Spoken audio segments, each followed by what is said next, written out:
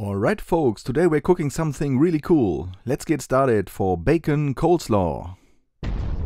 It's time to grill.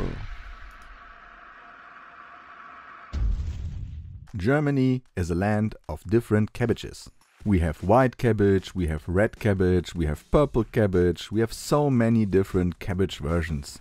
And I love to make coleslaw out of those different cabbages.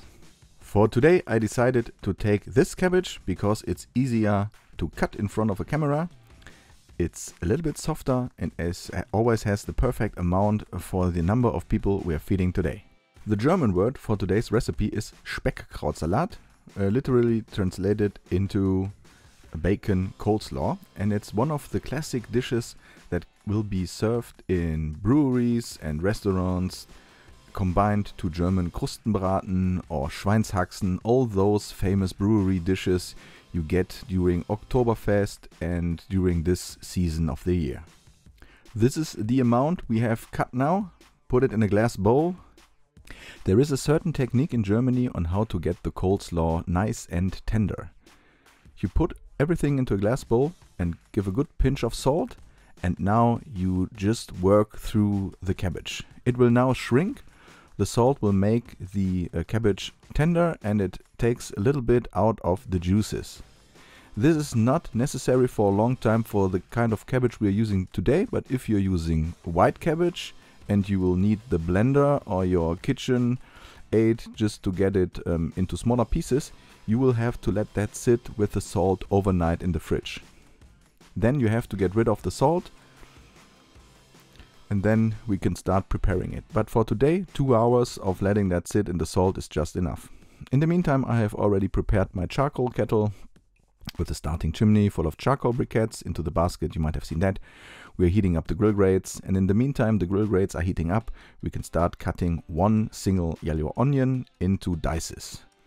Make sure to cut some bigger dices today, not the tiny ones I'm doing most of the time. Some bigger one will just work good for today.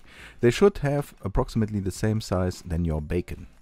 Now we have a cast iron pan, and in the meantime it's heating up. We are adding bacon stripes. You can now decide which size of bacon you prefer. I like to use those stripes here for today. Of course they will shrink a little bit while rendering out the fat, but all in all we don't want them too big, otherwise it looks a little bit funny inside the cabbage. Of course, I have speed this up a little bit for you. Now the bacon starts rendering out the fat, and this is the perfect moment. I'm standing in my garden, in my backyard, and everyone now knows that I'm starting a new dish and a new video. Of course, my neighbors know. You now might have the feeling of recreating your own bacon coleslaw at home. That's fine. You can check out the video description. We have the whole list of ingredients in there, so you can check it out and make your DIY bacon coleslaw at home. I really would recommend that. Now add the onions and give it a good mix again, and let that sit there and roast for another 5-6 minutes.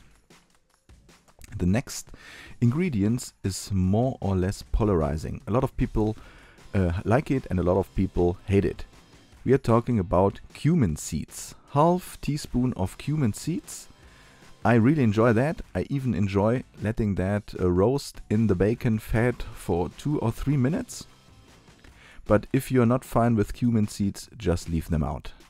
Now add beef broth, balsamic vinegar, to give it the idea of a salad dressing, some pepper, and again give it a good mix.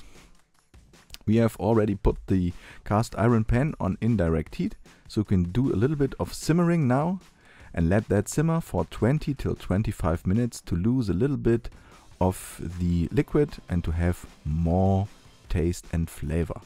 All in all, you have to be careful to make that dish not too salty. Bacon is salty, of course. We have a pinch of salt inside the coleslaw, and maybe the beef broth is also salty. So just be careful. You can substitute the beef to veggie stock if you like, the beef broth. This is a possibility. Make sure to give it a try. I really enjoy dishes like that during autumn and winter time. So that's it. You can now let it cool down. You could even serve this lukewarm. It's just the perfect side dish if you ask me. I'm really excited about your thoughts. Let me know in the comments. Please hit that like button and subscribe if you haven't subscribed yet. We are seeing us again. Thanks for watching. I'm out. See you.